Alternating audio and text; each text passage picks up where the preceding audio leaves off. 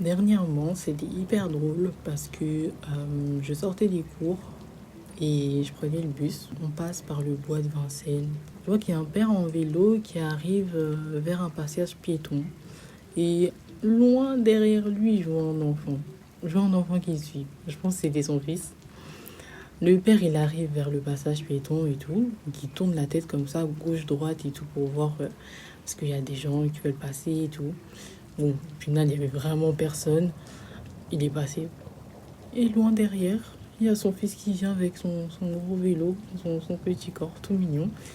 Il arrive vers le passage et il regarde aussi gauche-droite. Oh, le petit aussi, il vérifie s'il y a des gens qui veulent passer.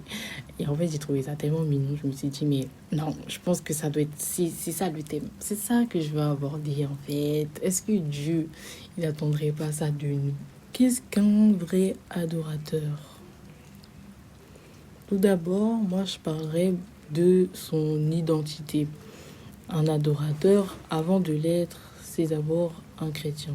Donc, c'est une personne qui passe par la mort en Christ et qui est née de nouveau. C'est une nouvelle créature. Qui dit nouvelle créature dit non tentable. Parce que toutes les tentations sont passées par la mort et ne sont plus revenues. Il fut un temps où, dans notre maison, on n'avait plus du tout de balai. Vous savez, comme les balais, ça se conserve, hein, et à un moment, ça commence aussi un peu à se gâter, il faut les jeter, pour en racheter un autre. Et pendant ce moment-là, il y avait quand même des satés qui s'amassaient dans ma chambre. Je me suis dit, mais bon, ça me dérange quand même un peu, mais c'est quoi ça? Et je me suis dit, en fait, par l'absence du balai, je me suis rendu compte de l'importance de la propreté. Vous allez me prendre pour une folle, mais il fallait vraiment qu'il n'y ait plus de balai pour que je me rende compte que sans ça, ça devient vraiment sale. Je donnerai aussi un autre exemple. Comme il n'y a pas longtemps, j'ai été hospitalisée aussi. Dans les hôpitaux, il y a des gens qui sont sur des lits et ils ont une espèce de tuyau dans le nez pour pouvoir les respirer. Mais en fait, c'est ça, un adorateur. Un adorateur, c'est un chrétien qui a compris que il dépend de Dieu. Mais surtout, il vit par Dieu. Galates 1, verset 4 dit: Christ s'est offert lui-même en sacrifice pour expier nos péchés, avant de nous délivrer du monde présent dominé par le mal. Il a ainsi accompli la volonté de Dieu notre Père. Dans Colossiens 3, on nous dit: Car vous êtes morts et votre vie est cachée avec Christ en Dieu. 1 Jean 2, verset 6 dit: Celui qui dit qu'il demeure en lui doit marcher aussi comme il a marché lui-même. Dans Galates 2, verset 20, j'ai été crucifié avec Christ, et si je vis, ce n'est plus moi qui vis, c'est Christ qui vit en moi. Si je vis maintenant dans la chair, dans mon corps, je vis dans la foi au Fils de Dieu qui m'a aimé et qui s'est livré lui-même pour moi. Donc le mec, il est parti mourir pour que toi t'aies la vie. En gros, vous avez fait un échange de corps. Il y a une musique qu'on a souvent l'habitude d'entendre dans nos églises ou même sur les réseaux sociaux qui dit: je ne désire que toi, je ne désire que toi, je suis assoiffé de ta présence. Je ne sais pas si tu vois de quelle musique je parle, mais les paroles à moi, elles m'ont parlé le jour où je me suis vraiment concentrée dessus. Parce que c'est vrai que des fois, on chante des cantiques parce que c'est la routine, on a l'habitude de les chanter, mais j'ai pas l'impression qu'on les chante vraiment avec le cœur. On les chante pas comme si on les adressait à Dieu comme une prière. En trait de personnalité, un adorateur, il est assoiffé, il est désireux. Parce qu'il a compris qu'il avait besoin de Dieu. Il avait compris qu'il vient de Dieu. Il a compris qu'il vit par Dieu. Le fait de dire que je suis tant désiré de Dieu, que je suis tant assoiffé, que j'ai besoin de lui, j'ai besoin de cette eau. La soif, c'est pas quelque chose qui se prouve.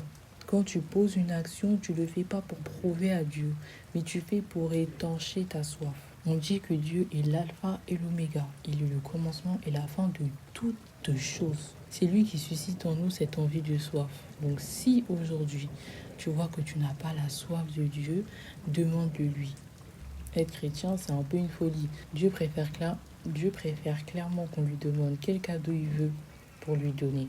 Il n'y a pas d'effet de surprise, tu ne peux pas lui surprendre, mais tu peux que lui plaire encore plus. Tu ne peux que démontrer à Dieu ta soif par l'illustration, par des actes posés à la suite du sentiment que tu vas émettre.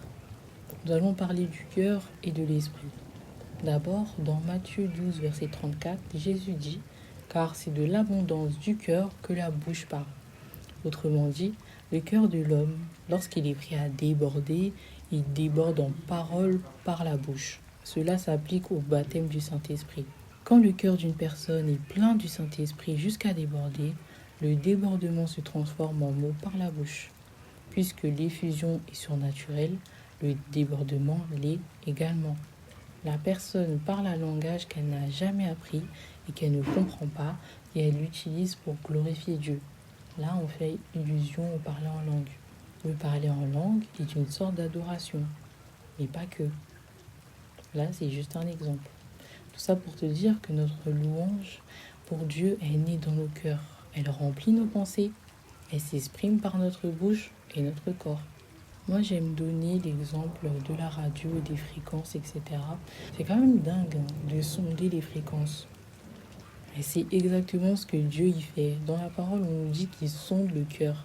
Quand tu es en crush sur quelqu'un, quand tu es amoureux de quelqu'un, que cette personne dans la vraie vie, elle s'approche de toi, ton cœur il bat tellement. En fait, ton corps il réagit. Je sais pas comment expliquer, mais pourtant, la personne en face ne fait rien, elle t'a même pas encore parlé, elle t'a même pas touché. Le simple fait qu'elle s'approche de toi, ton corps il réagit en fait. Bah, c'est exactement la même chose avec Dieu. Si sa présence elle est là, ton cœur doit réagir. C'est ces réactions-là qui sont des fréquences que Dieu y sonde, que Dieu il apprécie. C'est pour ça qu'il dit je cherche des hommes, des vrais adorateurs pour accomplir ma promesse. Je cherche l'homme selon mon cœur. Si vos deux cœurs y battent ensemble en même temps, est-ce que vous avez le même cœur? J'aimerais aussi préciser que dans tout cela, la relation avec Dieu, elle est pas protocolaire, elle est pas scolaire. C'est pas le but. La religion, c'est un principe qui dicte des choses et les gens suivent ces principes-là comme un concept selon lequel il n'y a pas d'intelligence émotionnelle, selon lequel on n'est pas obligé d'avoir d'émotions, on n'est pas obligé de comprendre, mais il faut juste suivre et puis on verra par la suite. Non, c'est pas ça. Tout ce que Dieu dit de faire, les commandements, etc. Les promesses qu'il a laissées dans sa parole ne sont pas juste des choses à lire comme ça, à apprendre par cœur et à proclamer comme des affirmations sans que le cœur n'y soit. C'est pas le but. Dans Ésaïe 29, verset 13, on nous dit « Quand ce peuple s'approche de moi, il m'honore de la bouche et des lèvres, mais son cœur est éloigné de moi, et la crainte qu'il a de moi n'est qu'un précepte de tradition humaine. » Vous remarquerez que dans la parole de Dieu, il n'est pas écrit « Dieu cherche l'adoration ». Il est plutôt en quête de vrais adorateurs. Je sais qu'on se répète, mais je trouve ça intéressant, le fait que Dieu ne désire pas l'adoration de n'importe qui. Il cherche celle des gens vrais et sincères. Il ne souhaite pas être adoré par crainte, par obligation ou par religiosité. Les prieurs ou prieuses, ce sont ceux qui flattent Dieu via leurs belles paroles, leurs gros mots logiques spirituels. Ils peuvent vous réciter tous les noms de Dieu et toutes les promesses d'élévation, de protection, de prospérité, des multitudes de paroles faites des hommes et des femmes spirituelles. Mais dans Ecclésiaste 5, verset 1, il est écrit « Prends garde à ton pied lorsque tu entres dans la maison de Dieu. Approche-toi pour écouter plutôt que pour offrir le sacrifice des insensés, car ils ne savent pas qu'ils font mal. » Verset 2. Ne te presse pas d'ouvrir la bouche et que ton cœur ne se hâte pas d'exprimer une parole devant Dieu, car Dieu est au ciel et toi sur la terre. Que tes paroles soient donc peu nombreuses. En effet, là c'est ce que tu dois retenir et souligner. L'adoration étant une expression du cœur de l'adorateur, Dieu s'intéresse donc à la source qui produit toutes les ressources de la vie, le cœur de l'homme. L'adoration, c'est une relation personnelle, c'est une intimité spirituelle. L'adoration, c'est l'expression passionnée d'une personne consacrée qui aime Dieu. Là, je pense que tu as compris le concept. Le cœur dans la Bible, c'est pas seulement un organe qui nous permet de vivre. Le cœur est le centre de notre être intérieur, le lieu où se trouve notre esprit, notre espace vital. Et c'est précisément là que Dieu désire habiter. Ézéchiel 36, verset 27 dit « Je mettrai mon esprit en vous ». Être adorateur, ce n'est donc pas d'abord faire quelque chose, c'est être quelqu'un. Tu te rappelles qu'on a parlé d'identité tout à l'heure. L'adoration, c'est avant tout un état d'esprit. C'est une disposition intérieure. C'est une manière d'exister devant Dieu. C'est une identité, une raison d'être, une raison de vivre. Pourquoi ? Parce que la communion avec Dieu ne se fait pas par le corps, ni par les émotions, mais par l'esprit. Romains 8, verset 14 dit « Car tous ceux qui sont conduits par l'Esprit de Dieu sont fils de Dieu ». Ce n'est pas d'abord la danse qui fait l'adorateur, le chant ou les bonnes paroles. C'est le cœur qui est rempli de Dieu jusqu'à déborder. Et quand le cœur est rempli, alors il déborde et c'est là qu'on a des expressions visibles. Chanter, danser, parler, servir à l'église, offrir, se donner. Tu vois, tout ça, c'est des actes qui ne sont pas l'adoration elle-même, mais c'est l'expression de l'adoration. Mais j'aimerais terminer par la touche où on va parler de l'aspect extérieur. Le contexte se trouve dans Jean 4, verset 6. On dit que Jésus était fatigué d'un voyage, alors il était assis au bord d'un puits. Or, là, il y avait une fontaine de Jacob. La fontaine en question représentait la vie pour cette contrée. Et Jésus s'assit dessus pour signifier à tous que la vraie source de la vie, celle qui ne se tarira jamais, est venue.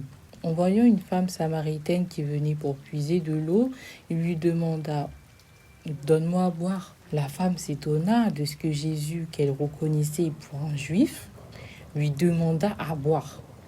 Parce que les Juifs n'entretenaient aucune relation avec les Samaritains. C'était juste pas possible. La question ici, c'est comment cette femme, elle avait connu que Jésus, c'était un Juif. Parce que là, il n'y avait pas eu de présentation au préalable, tu vois. Cela revient à dire qu'en fait, l'aspect extérieur, les caractères, la manière de parler des Juifs, elle différait de celle des Samaritains et d'autres peuples.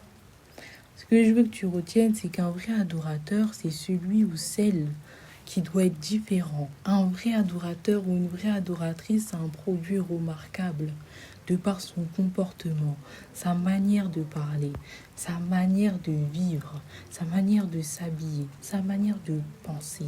Malachie 3, verset 18 dit « Et vous verrez à nouveau une différence entre le juste et le méchant, entre celui qui sert Dieu et celui qui ne le sert pas. » Pour conclure, je sais que je t'ai donné beaucoup d'informations, mais retiens que l'adoration, c'est un parfum de bonne odeur. L'adorateur, c'est le flacon du parfum. Une adoratrice fait de la parole de Dieu sa vérité, sa vie et son chemin.